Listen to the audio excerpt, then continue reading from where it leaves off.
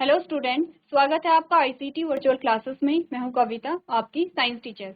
उम्मीद करती हूं आप सभी अच्छे होंगे और स्वस्थ होंगे। तो क्लास, हम यहां पर आपके इस सेशन का पहला चैप्टर स्टार्ट करने जा रहे हैं जिसका नाम है इम्प्रूवमेंट इन फूड रिसोर्सेज। तो यहाँ पर आप बात करेंगे जो फूड रिसोर्सेज आपके होते हैं, भोजन के स्रोत आपके पास आते हैं, उनमें किस प्रकार से आप क्या कर सकते हैं, डेवलपमेंट कर सकते हैं, किस प्रकार से आप सुधार ला सकते हैं। तो सबसे पहले तो बात कर लेते हैं आपके बुक की। आपने कहा आप जानते हैं आपकी जो बुक है वो 3 पार्ट में डिवाइडेड होती है, चैप्टर आपके डिवाइडेड होते हैं, ठीक है। उसमें से कुछ चैप्टर आपके पास फिजिक्स के आते हैं, कुछ केमिस्ट्री के आते हैं और कुछ बायोलॉजी के आते हैं। तो फिजिक्स और केमिस्ट्री के जो आपके चैप्टर्स हैं वो स्टार्ट हो गए होंगे। आज हम यहाँ पर बायो वाला पोर्शन स्टार्ट कर रहे हैं और आप जानते हैं कि बायोलॉजी वाले पोर्शन में आप बात करते हैं जीवों के विषय में, और जीवों से संबंधित जितने भी आपके पास टॉपिक आते हैं हम सभी उनके बारे में बात करते हैं। सबसे पहले हम बात कर लेते हैं आपका जो चैप्टर है, चैप्टर का जो नाम है उसे समझ लेते हैं, क्योंकि काफ़ी सारी जो चीज़ें हैं आप यहीं से समझ लेंगे कि आपको इस चैप्टर में पढ़ना क्या है। तो जब भी हम कोई चैप्टर स्टार्ट करते हैं सबसे पहले हम उसकी रूपरेखा देखते हैं कि आपको उस चैप्टर में क्या चीज़ें पढ़नी है, उस चैप्टर को पढ़ने का आपका उद्देश्य क्या है, तब आप और अच्छे से जो टॉपिक है उन्हें समझ पाएंगे। तो सबसे पहले अगर हम बात करें थोड़ा सा भोजन के विषय में, तो जब आप छोटी क्लासेस में थे, क्लास 6 में आपने चैप्टर पढ़ा है, आपने भोजन के विषय में वहाँ पर बात की है, तो आप जानते हैं भोजन हम क्यों ग्रहण करते हैं। एक बेसिक सा क्वेश्चन आपके पास आते हैं कि आपको फूड को क्यों कंज्यूम कर रहे हैं, क्योंकि आपने कहा आपको क्या चाहिए, एनर्जी चाहिए, ठीक है। ये तो एक बेसिक सी बात है। इसके अलावा हम बात करते हैं यहाँ पर आपके जो मूलभूत आवश्यकताएं होती हैं, ठीक है। क्या है आपकी मूलभूत आवश्यकताएं? आपने बात की है ऑक्सीजन की, आपने बात की है किसकी, वाटर की, और आपने बात की है किसकी, फूड की। ये आपकी क्या होती हैं? 3 मूलभूत आवश्यकताएं होती हैं, ठीक है। अब ये तीनों चीजें आपको चाहिए ही चाहिए। आपने कहा कि आपने सर्वाइवल के लिए अगर इनमें से कोई भी एक चीज आपके पास नहीं होती है तो आप सर्वाइव नहीं कर पाते हैं। इतनी बात तो हम समझते हैं, बेसिक सी चीजें हैं, आप छोटी क्लासेस में पढ़ते चले आ रहे हैं इन सारी चीजों को। अब हमने कहा आपका जो चैप्टर का नाम है वो 2 चीजें आपके पास आती है। एक तो इम्प्रूवमेंट है, ठीक है, इम्प्रूवमेंट यानी कि एक तो सुधार है। दूसरा है रिसोर्सेस, जो कि बताता है आपको स्रोत के बारे में। जो रिसोर्सेस आपके होते हैं, किसके बारे में हो रही है बात? फूड के बारे में हो रही है। इसका मतलब आपने कहा कि जो आपके फूड रिसोर्सेस होते हैं, सबसे पहले तो उनके बारे में बात करेंगे। फूड रिसोर्सेस आपके पास कौन कौन से आते हैं। मेन जो आपका चैप्टर होगा वो इस बात पे होगा कि जो फूड रिसोर्सेज हैं उनमें किस प्रकार से आप सुधार ला सकते हैं। तो सुधार लाने के लिए आप चीजें पढ़ेंगे, आपके पास अलग अलग चीजें आएंगी, अलग अलग टॉपिक आएंगे। उससे पहले हम ये समझेंगे कि क्यों हमें फूड रिसोर्सेज में सुधार लाने की आवश्यकता है, क्यों आपको जो फूड प्रोडक्शन है या भोजन का उत्पाद है उसे बढ़ाने की आवश्यकता है। एक एक करके स्टार्ट करते हैं, ठीक है।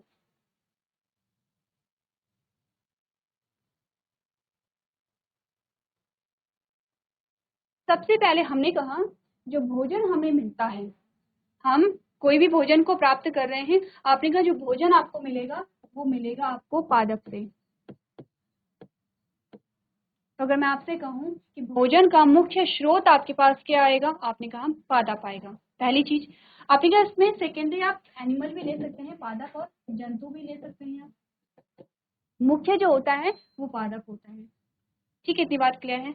अब हमने कहा कि हमें भोजन जब मिल रहा है पादपों से या जंतुओं से, तो क्या आवश्यकता है कि हमें इस चैप्टर को पढ़ने की आवश्यकता पड़ी, क्यों हमें क्या है भोजन के उत्पाद में सुधार लाने की आवश्यकता है। सिंपल सा इसका आंसर आता है, आगे हमारे पास टॉपिक भी आएंगे जिसमें आप जानेंगे। आपने कहा जनसंख्या इसका सबसे बड़ा रीजन है, क्योंकि हमारे देश में जो पॉपुलेशन है, जो जनसंख्या है वो बढ़ती चली जा रही है। अब आपने कहा कि जो खेती लायक आपके पास जो जमीन है, जो भूमि आपके पास है वो फिक्स होती है, ऐसा नहीं है कि वो बढ़ेगी बल्कि वो कम होती चली जा रही है। तो आपने कहा कि आपको एक छोटे से एरिया में, एक पर्टिकुलर एरिया में, एक फिक्स एरिया में आपको क्या करना है, जो प्रोडक्शन है, जो उत्पादन है वो आपको बढ़ाना पड़ेगा। क्योंकि हमने कहा कि जहां पर आपने कहा एक गांव में जहां पर 4 फैमिली रहती थी, अब वहां पर 8 फैमिली आ गई हैं। अब आपने कहा लोग बड़े हैं वहां पे जमीन नहीं बढ़ी है, जमीन जो है, जो भूमि है वो उतनी की उतनी ही रहेगी, लेकिन वहां के लोग बड़े हैं वहां पर, ठीक है। यानी कि पॉपुलेशन बढ़ा है। आपने कहा पॉपुलेशन बढ़ा है तो उनकी नीड्स भी बढ़ेंगी, उनकी जो भी आवश्यकताएं हैं वो क्या होंगी, बढ़ेंगी। और सबसे पहले जो आवश्यकता उनकी होगी वो होगी भोजन, यानी कि फूड। अब आपको क्या करना है, भोजन का जो उत्पादन है वो आपको बढ़ाना पड़ेगा। लेकिन आपको भोजन का जो उत्पादन है वो इस प्रकार से बढ़ाना पड़ेगा कि जो आपके नेचुरल रिसोर्सेस हैं, जो आपकी प्राकृतिक संपदा है, उस पर कोई नुकसान ना आए। क्लियर है इतनी बात? प्लस आपने कहा है कि वहां पर कंसिस्टेंसी रहनी चाहिए, यानी कि अगर आप भोजन के उत्पाद को बढ़ा रहे हैं तो ऐसा नहीं होना चाहिए कि शुरुआती टाइम में आपको अच्छा उत्पाद वहां पर देखने को मिला और धीरे धीरे जो उत्पादन है वो कम होता चला गया। तो आपको क्या चाहिए? आपने कहा कि आप कुछ ऐसी टेक्निक अपनाइए जिससे कि जो फूड रिसोर्सेस हैं उनमें क्या हो, यहाँ पर डेवलपमेंट हो। ये एक छोटा सा क्या है, इंट्रोडक्शन है चैप्टर का, जिसमें आप समझ गए होंगे कि आपको इस चैप्टर में क्या क्या चीजें पढ़नी है। तो टॉपिक क्या क्या आएंगे आपके पास? आपने कहा introduction to improvement of food resources, सबसे पहले इंट्रोडक्शन वाला चैप्टर आपके पास आएगा। उसके बाद हम बात करेंगे सस्टेनेबल एग्रीकल्चर की। नेक्स्ट अब बात करेंगे टाइप्स ऑफ क्रॉप की, क्योंकि अगर आपको समझना है कि फूड रिसोर्सेज में कैसे आपको सुधार लाना है तो आपको समझना पड़ेगा फसलों के बारे में, आपको समझना पड़ेगा भोजन के बारे में, वो भोजन कहाँ से आ रहा है और किस प्रकार से आ रहा है। तो आपने कहा कि जो टाइप्स ऑफ क्रॉप है, आपको क्रॉप के बारे में सारी जानकारी होनी चाहिए कि जो क्रॉप्स होती हैं वो कितने प्रकार की होती हैं, उनको बोने का जो सीजन है, उनकी जो टाइमिंग है वो कितनी होती है, वहां पर पानी हो गया, टेम्परेचर हो गया, ह्यूमिडिटी हो गया, इन सारी जो चीजें हैं कितनी आवश्यकता होती है, किस क्रॉप के लिए सॉइल का पीएच कितना होना चाहिए, सॉइल की प्रॉपर्टी आपको पता होनी चाहिए। ये सारी चीजें जब तक आपको पता नहीं हुई तब तक आप फूड रिसोर्सेज में क्या करेंगे, सुधार नहीं ला पाएंगे। नेक्स्ट आपके पास आएगा इम्प्रूवमेंट इन क्रॉप यील्ड। सबसे पहले तो बेसिक सी जानकारी आपको पता होनी चाहिए क्रॉप के बारे में। नेक्स्ट अब आप ये ध्यान देंगे कि जो आपकी फसल है उसमें किस प्रकार से आप सुधार ला सकते हैं, किस प्रकार से आप क्वालिटेटिव और क्वांटिटेटिव चेंजेस वहां पर लाएंगे। ठीक है, आपको दोनों प्रकार के सुधार लाने हैं, गुणात्मक सुधार भी वहां पर लाना है, मात्रात्मक सुधार भी आपको लेके आना है। आपको प्रोडक्शन भी ज्यादा चाहिए लेकिन आपको क्वालिटी भी वहां पर अच्छी लेके आनी है। ठीक है, नेक्स्ट हम बात करेंगे मैन्योर और फर्टिलाइजर्स की, दोनों में क्या डिफरेंस होता है, दोनों के एग्जाम्पल हम देखेंगे, दोनों में से ज्यादा फायदेमंद कौन है इसके बारे में बात करेंगे, बायो फर्टिलाइजर्स क्या होते हैं इनके बारे में बात करेंगे। अब हमने बात की स्टोरेज ऑफ ग्रेन्स की। जब आप बात करेंगे क्रॉप्स के बारे में, आप देखेंगे सबसे पहले तो जो यहाँ पर जो नेचुरल मेथड्स आपके पास आते हैं, जो पारंपरिक तरीके आपके पास आते हैं, इसकी नॉलेज आपको होनी चाहिए। उसके बाद हमने कहा कि इम्प्रूवमेंट कैसे करें हम, आपने कहा कि फसल के उत्पादन में इम्प्रूवमेंट कैसे करें, इन सारी टेक्निकों के बारे में जब हम बात करेंगे तो मैन्योर फर्टिलाइजर्स और बायो फर्टिलाइजर्स के बारे में बात करेंगे। अब आपके पास आपका जो उत्पादन है वो आ गया है, तो ऐसा नहीं होगा कि जो उत्पादन आपके पास आया है वो उसी टाइम आपको कंज्यूम करना है, आपको वो स्टोर करना पड़ेगा ताकि नेक्स्ट जो यहाँ पर आपके पास जो फसल बोने का टाइम आए तब तक के लिए आप क्या कर सके, उसे स्टोर कर सकें। तो क्या क्या तरीके होते हैं उसके, क्या क्या मेथड्स होते हैं उसके बारे में हम बात करेंगे। और नेक्स्ट हम बात करेंगे एनिमल हस्बेंड्री के बारे में, क्योंकि आपने क्या बोला, यहाँ तक का जो था वो तो था जो आपको फूड प्लांट से मिल रहा है।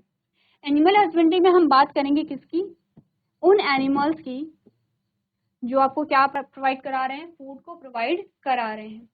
ठीक है, तो आपने क्या कहा, भोजन के जो स्रोत आपके पास आते हैं वो दो ही आते हैं मेनली, मुख्यतः हम बात करते हैं प्लांट्स की और हम बात करते हैं सेकेंडरी एनिमल्स की। तो आपने कहा जैसे कि हम जान रहे हैं, जैसे कि अभी हमने कुछ देर पहले बात की थी कि यहाँ पर जनसंख्या तो बढ़ रही है लेकिन आपके लिए जो फसल को उगाने के लिए जो भूमि है वो उतनी ही है या फिर उससे कम भी हो रही है। तो हम देख सकते हैं कि और कौन से विकल्प हमारे पास है जिससे कि हम भोजन की आपूर्ति कर सके, उसमें एनिमल हस्बेंड्री क्या है सबसे अच्छा जो ऑप्शन है वो हमारे पास आता है। कि करके इन सारी चीजों के बारे में डिस्कस करेंगे। तो सबसे पहले आपके पास इंट्रोडक्टरी पार्ट आता है, इसमें आपसे कहा गया है food production as the name suggest is all about the prepare food in which raw materials are converted into a ready-made food resources for human use either in home or in the food processing industries. Its process comprise a scientific approaches. Food production has many sections and it starts with a basic things like a cleaning, packing, segregating, sorting, preparing, adding ingredients in correct proportion, presenting etc. अब देखिए ये जो बात कर रहे हैं, ये तब की बात कर रहे हैं जब आपने क्या कर दिया है, आपने उत्पादन कर लिया है। उत्पादन के बाद की चीजें आपको यहाँ पर बताई गई हैं, जिसमें आपने कहा कि खाद्य उत्पादन जैसे कि नाम से पता चलता है भोजन को तैयार करने के विषय में है। ठीक है, तैयार करने से क्या मतलब है, सबसे पहले तो आप क्या करेंगे, उत्पादित करेंगे। उत्पादन जब आपके पास आ गया है तो आपने बोला जिसमें कच्चे माल को घर में या खाद्य प्रसंस्करण उद्योगों में मानव उपयोग के लिए तैयार खाद्य उत्पादों में परिवर्तित किया जाता है। इसकी प्रक्रिया में वैज्ञानिक दृष्टिकोण शामिल है। खाद्य उत्पादन में कई खंड होते हैं और ये बुनियादी चीजों से शुरू होती है, जैसे सफाई, पैकिंग, अलग करना, छटाई करना, तैयार करना, सही अनुपात में सामग्री को जोड़ना, एक्सेट्रा। अब ये तब की बात आपको बताई गई है कि जब आपने क्या कर दिया, उत्पाद आपके पास आ गया है, उसके बाद के प्रोसेस आपके पास क्या आते हैं। तो ये जो जितने भी आपके पास पॉइंट आए हैं, हम धीरे धीरे इन्हें क्या करेंगे, एक एक करके डिस्कस करेंगे। ठीक है, नेक्स्ट आपको यहाँ पर बताया गया है फूड रिसोर्सेज के बारे में। तो आप जानते हैं कि आपके पास फूड रिसोर्सेज दो प्रकार के ही आते हैं। ठीक है, पढ़ लेते हैं। आपने कहा अब बैलेंस डाइट, अब बैलेंस डाइट की बात आई है तो बैलेंस डाइट जब भी आती है हमारे पास दो शब्द आते हैं। संतुलित आहार का क्या अर्थ होता है, संतुलित आहार का मतलब है सिंपल सी, जिसमें सारे पोषक तत्व शामिल हों,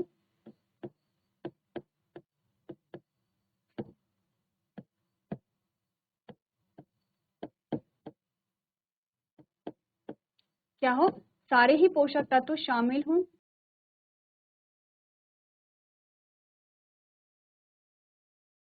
ठीक है, पहली बात तो ये है।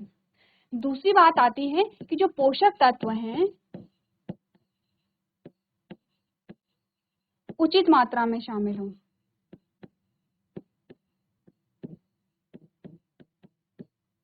ठीक है, जब भी संतुलित आहार की बात आती है, दो चीजें ध्यान में रखेंगे। एक तो सारे ही पोषक तत्व इनमें होने चाहिए, जैसे कि आपने कहा कार्बोहाइड्रेट है, प्रोटीन है, विटामिन है, जितने भी विटामिन आपके पास आते हैं। ठीक है, ये सारे पोषक तत्व उनमें शामिल होने चाहिए। लेकिन आपने कहा कि पोषक तत्व जो हैं वो उचित मात्रा में होने चाहिए। ऐसा नहीं है कि आवश्यकता से अधिक हो गए हैं या आवश्यकता से कम हो गए हैं। इस प्रकार का जो भोजन होता है वो आपका संतुलित आहार होता है।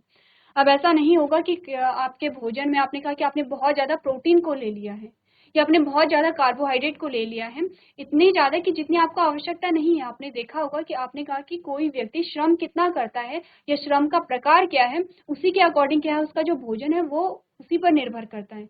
जैसे कि अगर कोई शारीरिक श्रम कर रहा है तो उसे कार्बोहाइड्रेट की ज्यादा आवश्यकता होती है। ठीक है, कोई ऑफिस में बैठ के काम कर रहा है तो आपने कहा कंपैरेटिवली उसे कम कार्बोहाइड्रेट की आवश्यकता होती है। ठीक है, तो हम देखेंगे कि हमारा लाइफस्टाइल कैसा है, उसी के अकॉर्डिंग हम क्या करेंगे, भोजन को ग्रहण करते हैं और हम भोजन में सारे ही पोषक तत्वों को शामिल करेंगे अपनी आवश्यकता के अनुसार। ठीक है, उसी को हम क्या कहते हैं, संतुलित आहार कहते हैं। पढ़ ले संतुलित आहार के बारे में। आपने कहा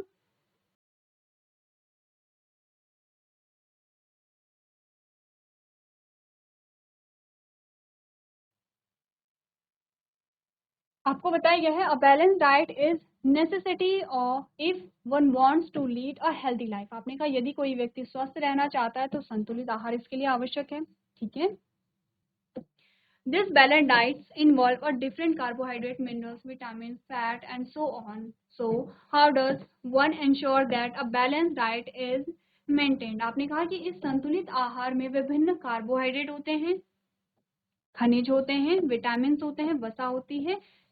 तो कोई कैसे सुनिश्चित करे कि संतुलित आहार बना रहे।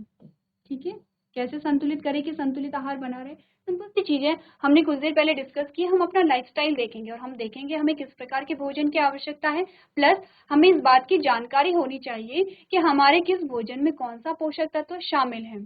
ठीक है, अगर आपसे कहा जाए कि आपको प्रोटीन ज्यादा कंज्यूम करना है तो आपको इतना पता होना चाहिए कि किस प्रकार का भोजन ग्रहण किया जाए जिसमें प्रोटीन आपको अधिक से अधिक मिल सके। ठीक है, अगर आपसे कहा जाए कि आपको विटामिन ए को ज्यादा से ज्यादा लेना है तो आपको इतना पता होना चाहिए कि विटामिन ए किस प्रकार के भोज्य पदार्थ में आपको मिल सकता है। ठीक है, नेक्स्ट जो आपको बताया गया है, the first step to know where do they come from so that we can understand the different nutrients provided by the particular items of food। आपने कहा पहला कदम यह जानना है कि जो आपके पोषक तत्व है वो कहाँ से आते हैं, ताकि हम भोजन के उस विशेष वस्तु द्वारा प्रदान किए जाने वाले विभिन्न पोषक तत्वों को समझ सकें। ये लाइन आपको क्या बता रही है, सिर्फ इतना आपको बताया जा रहा है कि जो संतुलित आहार है वो हमारे लिए बहुत इंपॉर्टेंट है। ठीक है, अगर हमें स्वस्थ जीवन को जीना है तो आपको संतुलित आहार को ग्रहण करना पड़ेगा। संतुलित आहार का मतलब क्या है, आपने कहा कि सारे ही पोषक तत्वों को उचित मात्रा में ग्रहण करना ही क्या है, आपने कहा संतुलित आहार है। अब हमें कैसे पता चलेगा कि हमारा जो आहार है वो संतुलित है या नहीं है? तो हमने कहा 2 चीजें आपको पता होनी चाहिए। एक तो आपका लाइफस्टाइल कैसा है, आप अपनी दिनचर्या में किस प्रकार के कार्य करते हैं, क्या उसमें शारीरिक श्रम ज्यादा है या फिर आप शारीरिक श्रम इतना अधिक नहीं करते हैं। दूसरी चीज आपको ये पता होनी चाहिए कि किस भोज्य पदार्थ में आपका कौन सा पोषक तत्व पाया जाता है। ठीक है, तो ये सारी चीजें आपने प्रीवियस जो आपकी क्लासेस रही होंगी उसमें भी बात की होगी पोषक तत्वों के बारे में। चलिए, अब यहाँ पर हमने कहा कि जो आपकी जब आप छोटी क्लासेस में थी तब आपने पोषण के बारे में बात की थी, तब आपने बात की थी पोषण के बारे में पहला शब्द, और आपने बात की थी पोषक तत्वों के बारे में, लेकिन आपने बात की थी पोषक तत्वों के बारे में। तो अगर मैं पोषण की डेफिनेशन आपसे पूछूं कि पोषण किसे कहते हैं, न्यूट्रिशन किसे कहते हैं, आपने कहा भोजन ग्रहण करने व भोजन के द्वारा ऊर्जा का उपयोग करने की जो विधि होती है उसे आप क्या कहते हैं, पोषण कहते हैं। तो 2 चीजें शामिल हुई पोषण में, आपने भोजन को ग्रहण किया, उस भोजन से जो ऊर्जा मिली उसका उपयोग आपके शरीर के द्वारा किया गया, यही पोषण कहलाता है। अब आपने कहा प्रॉपर आप क्या कर रहे हैं, बैलेंस डाइट को ले रहे हैं, तो प्रॉपर आपको क्या मिल रही है, एनर्जी मिल रही है, तो प्रॉपर आपके शरीर का क्या हो रहा है, विकास हो रहा है। ऑल ओवर डेवलपमेंट की बात हो रही है, आपने कहा आपका फिजिकल डेवलपमेंट हो रहा है, आपका मेंटल डेवलपमेंट हो रहा है, इमोशनली आप स्ट्रांग होते हैं। अब देखिए जैसा आपका भोजन होगा वैसा ही आपका क्या होगा, डेवलपमेंट होगा। ठीक है, सारे एस्पेक्ट आपके उसी प्रकार से क्या होंगे, डेवलप होंगे। अब आपने कहा कि भोजन से जो हमें ऊर्जा मिलती है वो किस प्रकार से मिलती है, हमने कहा कि भोजन में कुछ क्या होते हैं, तत्व होते हैं जिन्हें हम पोषक तत्व कहते हैं या जिन्हें हम न्यूट्रिएंट्स कहते हैं। अब ये जो न्यूट्रिएंट्स आपके पास आते हैं, ये जो न्यूट्रिएंट्स आपके पास आते हैं ये अलग अलग प्रकार के होते हैं और इनका जो फंक्शन होगा वो अलग अलग प्रकार का होता है। कुछ पोषक तत्व आपको ऊर्जा देते हैं, ठीक है, कुछ पोषक तत्व आपके शरीर के मरम्मत में आपकी मदद करते हैं, कुछ पोषक तत्व आपके जो अलग अलग ऑर्गन्स हैं उनके रखरखाव के लिए, उनके सुचारू रूप से कार्य करने के लिए इम्पोर्टेंट होते हैं। तो पोषक तत्वों का सिर्फ एक काम नहीं होता है आपको ऊर्जा देना, ठीक है, ऐसा नहीं है कि पोषक तत्व या भोजन आपको सिर्फ ऊर्जा प्रोवाइड करा रहा है, आपको बहुत सारी चीजें मिल रही हैं। आपने कहा कि आपके शरीर का क्या हो रहा है, डेवलपमेंट हो रहा है, आप में जो भी नई सेल्स बन रही हैं वो आपको कैसे मिल रही है, क्योंकि पोषक तत्व वहां पर है। आपने कहा आपके शरीर के अलग अलग अंगों का रखरखाव हो रहा है, क्यों रहा है, क्योंकि आपके पास पोषक तत्व हैं। जैसे कि आपने बोला कि विटामिन ए की कमी से रतौंधी होता है, जैसे कि आपने बोला विटामिन सी की कमी से स्कर्वी होता है, जैसे कि आपने बोला विटामिन डी की कमी से आपकी जो बोन्स होती हैं वो क्या होती है, कमजोर हो जाती है। तो हो क्या रहा है, आपने कहा कमी से हो रहा है। अगर आप प्रॉपर वो जो पोषक तत्व हैं उन न्यूट्रिएंट्स को आप कंज्यूम कर रहे हैं तो आपकी आंखें क्या है, अच्छी हैं। आपने कहा आपके जो गम्स हैं, आपके जो मसल वो बिल्कुल स्वस्थ रहेंगे। आपने कहा आपके जो बोन्स है वो एकदम से क्या रहेंगे, स्ट्रांग रहेंगी। तो अब आप समझे पोषक तत्वों का क्या अर्थ होता है। पोषक तत्व सिर्फ आपको ऊर्जा नहीं देते हैं बल्कि अलग अलग कार्य को करने में सक्षम होते हैं। पढ़ ले एक बार। आपने कहा food supply protein, carbohydrate, fat, vitamin and minerals all of which are required for body development, growth and health. आपने कहा कि भोजन प्रोटीन, कार्बोहाइड्रेट, वसा, विटामिन, खनिजों की आपूर्ति करता है जिससे हमारे शरीर की वृद्धि भी हो रही है पहली बात, और विकास भी हो रहा है, और स्वस्थ के लिए क्या होता है, आवश्यक होता है। तो require a different climatic condition. अब देखिए यहाँ से आपका जो चैप्टर है वो कुछ कुछ यहाँ पर स्टार्ट होने लगता है। अब आपने बोला कि यहाँ पर हम बात कर रहे हैं भोज्य पदार्थों की, तो आपके पास अलग अलग भोज्य पदार्थ आए हैं। आपने सीरियल्स की बात की है, ठीक है, यानी कि आप क्या बात कर रहे हैं, आपने कहा आपके पास अलग अलग भोज्य पदार्थ आएंगे, ऐसा नहीं होता है, हम एक ही प्रकार का भोजन ग्रहण करते हैं। आप दालें भी खाते हैं, आप अनाज भी खाते हैं, हम वेजिटेबल्स भी ले रहे हैं, फ्रूट्स भी ले रहे हैं, और अलग अलग जो क्रॉप्स हैं उन्हें उगाने के लिए आपको अलग अलग क्लाइमेटिक कंडीशन की आवश्यकता होगी। अब क्लाइमेटिक कंडीशन से क्या मतलब है, इसमें आपका टेम्परेचर आता है, इसमें आपका डे लेंथ आती है, इसमें आपका मॉइस्चर आता है, ह्यूमिडिटी आती है, ठीक है, ये सारी चीजें यहाँ पर हो रही है। टेम्परेचर हो गया है, आपने कहा पानी की कितनी आवश्यकता है, ये सारी चीजें किस में इंक्लूड होती है। आपने कहा क्लाइमेटिक कंडीशन क्या है, यानी कि किसी क्रॉप को उगाने के लिए किन किन चीजों की आवश्यकता होती है, या वो कौन कौन से फैक्टर हैं जिन पे ध्यान आपको देना पड़ता है। कौन कौन से होंगे, आपने कहा temperature and photo period for their growth and completion of their life cycle. आपने बोला विभिन्न फसलों को अपने विकास और अपने जीवन चक्र को पूरा करने के लिए अलग अलग जलवायु परिस्थिति की आवश्यकता होती है, जैसे तापमान, जैसे प्रकाश अवधि से क्या समझे आप लोग? डे लेंथ यानी कि प्रकाश अवधि अगर ज्यादा होती है तो आपने कहा डे लेंथ ज्यादा है, लंबे दिन है। इसका सिंपल सा मतलब है कि ये क्या है, गर्मियों का टाइम है, टेम्परेचर अधिक है।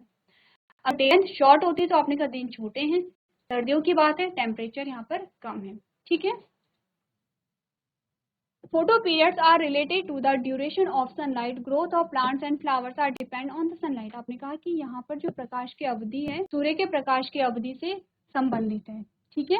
और पौधे और फूलों की जो वृद्धि है वो सूर्य के प्रकाश पर निर्भर करती है, क्योंकि आपने कई प्लांट्स ऐसे होते हैं जो कि हाई टेम्परेचर पे क्या करेंगे, उनमें फ्लावरिंग होगी, या कम टेम्परेचर पे फ्लावरिंग हो रही है। यानी कि किसी में हो सकता है कि जो डे लेंथ है उन्हें डे लेंथ जो है वो ज्यादा चाहिए। लॉन्ग डे प्लांट और शॉर्ट डे प्लांट दो प्रकार के प्लांट बात करते हैं। ठीक है। तो ये लॉन्ग डे प्लांट और शॉर्ट डे प्लांट जो आपके पास आए हैं वो क्या है? आपने कहा, आपने बात की है लॉन्ग डे प्लांट की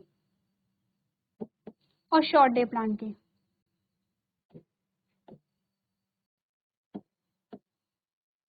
सिंपल सी बात है, लॉन्ग डे प्लांट ऐसे प्लांट होंगे जिनके लिए क्या है, अधिक टेम्परेचर, अधिक तापमान की आवश्यकता है। शॉर्ट डे प्लांट्स ऐसे प्लांट्स होंगे जिनके लिए यहाँ पर क्या है, आपने कहा कि शॉर्ट डे यानी कि छोटे दिन या फिर सर्दियों के टाइम की आवश्यकता है। क्लियर है इतनी बात? तो एक बार आप लोग देख लीजिए इंट्रोडक्शन जो आपके पास आया है। चलिए तो देख लेते हैं नेक्स्ट। इसमें जो आपके पास हेडिंग आती है वो है successful crop production depends upon many factors such as, यानी कि अब यहाँ से आपका चैप्टर स्टार्ट होता है। यहाँ तक कि जो भी हमने बात की है वो सारी बेसिक सी चीजें थी, जिसमें आपने भोजन के विषय में बात की, आपने पोषण के विषय में बात की, आपने पोषक तत्वों के विषय में बात की। ठीक है। आपका जो चैप्टर है वो यहाँ से शुरू होता है, क्योंकि आपके चैप्टर का नाम कि किस प्रकार से फूड रिसोर्सेज में आप इम्प्रूवमेंट करें। तो आपने कहा कि फूड रिसोर्सेज में इम्प्रूवमेंट करने के लिए हमें समझना पड़ेगा जो हमारी फसल है। फूड रिसोर्सेज में आप इतना तो समझ रहे हैं कि मेनली हमारे पास मुख्य जो स्रोत आता है वो है प्लांट। सबसे पहले प्लांट्स को लेकर के चलेंगे। यहाँ पे जो भी हम बात करेंगे वो प्लांट्स और आपके क्रॉप्स के विषय में ही हम बात करेंगे। इसके बाद आपके पास जो एनिमल हस्बेंड्री वाला पोर्शन आता है उस बारे में हम लास्ट में बात करेंगे।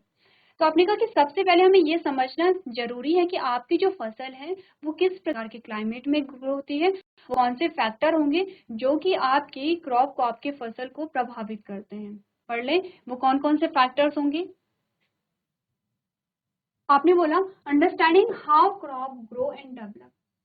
आपने कहा अगर आपको क्या करना है, सक्सेसफुल क्रॉप प्रोडक्शन करना है, यानी कि आपको यहाँ पर उत्पादन करना है, तो आपको कुछ चीजें समझनी पड़ेंगी जो कि बहुत इंपॉर्टेंट होती हैं। सबसे पहला ये समझना है कि फसलें कैसे बढ़ती और विकसित होती हैं। अभी एक छोटी सी लाइन में आपको बता रखा है। ठीक है, एक छोटी सी लाइन आपको बता रखी है, लेकिन इसके अंदर आपको बहुत सारी चीजें समझनी पड़ती हैं। आपको समझना पड़ता है फसलों के विषय में, आपको समझना पड़ता है किस प्रकार की मिट्टी की उन्हें आवश्यकता है, अगर आप खाद प्रोवाइड करा रहे हैं तो कौन सी खाद उन्हें चाहिए, किस प्रकार के मिनरल्स की उन्हें ज्यादा आवश्यकता है, कितना पानी उन्हें प्रोवाइड कराया जाना चाहिए, उनको बोने का टाइम कौन सा होगा, उनके कल्टीवेशन टाइम कौन सा होगा, ये सारी चीजें आपको पता होनी चाहिए। ठीक है। सेकेंड जो आता है effect of various nutrient, climate, water on the growth of plants. आपने कहा कि पौधे की वृद्धि पर विभिन्न पोषक तत्व, जलवायु, पानी का प्रभाव, ये सारी चीजें आपको पता होनी चाहिए। तीसरा modification and management of each factor for increasing the yield of the crop, यानी कि फसल की उपज बढ़ाने के लिए प्रत्येक कारक का संशोधन एवं प्रबंधन। अब ये जो दो आपके टॉपिक आते हैं, ये जो दो चीजें होती हैं, ये तो आपकी होती है पारंपरिक कृषि जो आप करते हैं उनमें भी ये सारी चीजें आप समझ सकते हैं। ठीक है। जैसे कि आप जानते होंगे अगर हमारे घरों में या आपके घरों में आपके खेत होंगे, आपके आसपास खेत होंगे, तो बहुत सारी चीजें हमें वैसे ही पता चल जाती हैं कि किस सीजन में आप कौन सी क्रॉप को वहां पर क्या करा रहे हैं, ग्रो करा रहे हैं, या फिर किस फसल को अधिक पानी की आवश्यकता है, किस फसल को अधिक तापमान की आवश्यकता है। आपने कभी कभी देखा होगा कुछ ऐसी फसलें होती हैं जिन्हें अधिक तापमान की आवश्यकता होती है लेकिन उन्हें अधिक पानी भी चाहिए। कुछ ऐसी फसलें होती हैं जिन्हें कम तापमान की आवश्यकता है लेकिन उन्हें पानी भी कम चाहिए। होता है ऐसा। अब आप सोचिए, क्योंकि हमारे आसपास क्या होते हैं, आपने खेतों में देखा होगा इस प्रकार से फसलों को बोते हुए, तो आपने कहा ये दो चीजें तो आप समझ सकते हैं। तीसरी जो चीज है सबसे इंपॉर्टेंट होती है modification and management of each factor for increasing the yield of the crop. आप अपनी फसल के जो उत्पादन को कैसे बढ़ा सकते हैं कि आपके चैप्टर का नाम ही है कि आपको इम्प्रूवमेंट करना है फूड रिसोर्सेज में। आपको ऐसा नहीं है कि आपको क्या करना है, सिर्फ प्रोडक्शन कराना नहीं है। आपका काम सिर्फ प्रोडक्शन कराना होता तो यहाँ पर दो चीजें आप समझ जाते हैं। और फूड प्रोडक्शन में आप क्या करनी, इन्हांसमेंट करनी है, तो आपको ये वाले जो पॉइंट है इसे समझना पड़ेगा। क्लियर है इतनी बात? नेक्स्ट आपको क्या बातें बताई गई हैं? आपने the crops which are grown in rainy season the kharif season from June to October are called kharif crop. अब आपने कहा कि सबसे पहला जो आपके पास पॉइंट आया था कि आपको फसलों को समझना पड़ेगा, तो आपने कहा कि वो फसलें जो वर्षा ऋतु यानी कि खरीफ के मौसम में बोई जाती हैं, टाइमिंग क्या होगी, जून से अक्टूबर तक, उन्हें खरीफ की फसलें कहा जाता है। तो अब आपके पास आए हैं टाइप्स ऑफ क्रॉप। इसे हम क्या करेंगे, चार्ट के थ्रू भी देखेंगे। तो आपने कहा कि जो खरीफ की फसलें होती हैं वो फसलें होती हैं जिन्हें आप क्या करते हैं, जून से अक्टूबर में के बीच आप क्या कराते हैं, उन्हें ग्रो कराते हैं। ठीक है, एग्जाम्पल आपके पास क्या है, धान, सोयाबीन, अरहर, मक्का, कपास, हरा चना और काला चना खरीफ की क्या है, फसलें हैं। क्लियर है इतनी बात? नेक्स्ट जो आपके पास क्रॉप आती है, the crop which are grown in winter season the rabi season from November to April are called rabi crops. यानी कि वो फसलें जो शीत ऋतु में बोई जाती हैं, टाइमिंग क्या होगी, नवंबर से अप्रैल में बोई जाती हैं, उन्हें आप रबी की फसलें कहते हैं। और एग्जाम्पल आपके पास आए हैं गेहूं, मटर, सरसों, अलसी, रबी की फसलें हैं। ये दो प्रकार की फसलें अब आपके पास आ गई हैं। अब सबसे पहले आपने क्या देखा, टाइमिंग देखी। जो दो प्रकार की आपके पास फसलें आई हैं, खरीफ की फसल और रबी की फसल, सबसे पहले आपने इनमें टाइमिंग देखी। आपने कहा कब से कब तक बोई जाती हैं, इसी से आपको काफी आइडिया हो गया। अगर हम बात करें यहाँ पर किसके बारे में, खरीफ की फसल के बारे में, तो आपने कहा कि जून से अक्टूबर में बोई जाती है। तो इससे आप क्या समझे, इससे आप ये समझे कि टेम्परेचर आपको अधिक चाहिए था।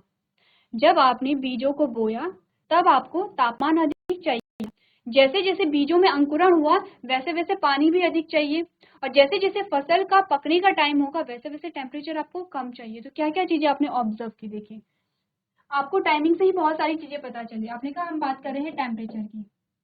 टेम्परेचर पहले अधिक था, ठीक है। जैसे जैसे जो बीज आपने बोए वैसे वैसे अगर हम बात करें पानी की, तो इन्हें पानी भी क्या चाहिए, अधिक चाहिए। अब जैसे जैसे फसल क्या होने लग गई है, आपने कहा फसल बड़ी हुई, फसल में फली आने लग गई है, फसल पकने लग गई है। तो जब फसल के पकने का टाइम आया तो जो टेम्परेचर था अब वो टेम्परेचर धीरे धीरे कम होने लगा। होता है ऐसा, जब आप धान को बोते हैं तो सबसे पहले आप क्या करते हैं, जब आपने धान को बोया तो आप पूरे खेतों को पानी से भर देते हैं और रुपाई करते हैं। बहुत अधिक पानी की आवश्यकता वहां पर होती है। टेम्परेचर भी बहुत अधिक होगा जून के टाइम में। जैसे जैसे धान बड़े होते हैं, जैसे जैसे उनमें फली लगती है, वैसे वैसे आप देखते हैं कि सितंबर और अक्टूबर के टाइम पे जो टेम्परेचर है, और हम कंपैरिजन करें जून का अक्टूबर में या जून का सितंबर या अक्टूबर में, अगर आप कंपैरिजन करेंगे तो अपने का टेम्परेचर अब कम हो गया है। अगर हम दूसरा एग्जांपल लें, आपने कहा यहाँ पर रबी की फसल हम लें, तो आपने कहा नवंबर में आप बोते हैं जहाँ पर टेम्परेचर क्या होता है, कम होता है, प्लस यहाँ पर जो पानी की आवश्यकता है वो भी कम होती है। बहुत अधिक पानी की आवश्यकता नहीं होती है, लेकिन जैसे जैसे फसल पकने का टाइम आता है वैसे वैसे अधिक टेम्परेचर की आवश्यकता आपको होती है। आप सॉइल का टाइप भी देखते हैं कि किस प्रकार की मिट्टी है, आप वहाँ पर सॉइल के प्रोफाइल को देखते हैं और सारी चीजें ऑब्जर्व करते हैं। तो एक बार आप देखिए, टाइप्स ऑफ क्रॉप में आप लोग एग्जाम्पल नोट कर सकते हैं।